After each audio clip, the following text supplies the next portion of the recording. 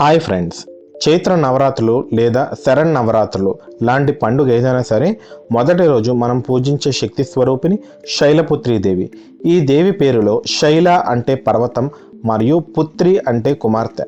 పర్వతరాజైన హిమవంతుడు కుమార్తె కాబట్టి ఈమెకు శైలపుత్రి అనే పేరు వచ్చింది. శైలపుత్రదేవి గత జన్మలో దక్ష ప్రజాపతి కుమార్తె అయిన సతీదేవి. శివుడిని వివాహం చేసుకున్న సతీదేవి తన తండ్రి చేసిన యజ్ఞంలో శివుడికి జరిగిన అవమానాన్ని భరించలేక యజ్ఞకుండంలోకి దూకి తనను తాను ఆత్మాహుతి చేసుకుంటుంది. ఆ తర్వాత జన్మలో ఆమె పర్వతరాజైన హిమవంతుడు మరియు మేనాదేవి దంపతులకు కుమార్తెగా జన్మించింది. అందుకే పార్వతీదేవిని హేమవతి అని కూడా పిలుస్తారు. దేవి భాగవతం ప్రకారం శైలపుత్రీదేవి హిమాలయాలు అంతటి దృఢత్వం మరియు శక్తి కలది.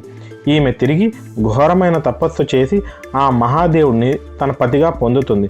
అందుకే ఈమెను ప్రకృతికి మరియు శక్తికి మూలరూపంగా కూడా చెబుతారు. అంతేకాక యోగశాస్త్రం ప్రకారం కూడా మన శరీరంలో ఉండే 7 చక్రాలలో మొదటి చక్రమైన మూలాధార చక్రానికి కూడా అధిదేవత శైలపుత్రీదేవినే. నవరాత్రులలో 9 రోజులు చేసే సాధన సరిగ్గా సాగాలంటే పునాది బలంగా ఉండాలి. అందుకే మొదటి రోజు శైలపుత్రీదేవిని ధ్యానిస్తారు. అలాగే భక్తి మార్గంలో కానీ జీవితంలో కానీ ఏదైనా సాధించాలంటే మనసు పర్వతమంత స్థిరంగా ఉండాలి. ఆ పట్టుదలను నిశ్చయతను ప్రసాదించమని ఈమెను వేడుకుంటారు. మా కంటెంట్ మీకు నచ్చినట్టయితే ఒక లైక్ చేయండి అండ్ ఇలాంటి మరిన్ని వీడియోల కోసం మా ఛానల్ను సబ్స్క్రైబ్ చేసుకోండి.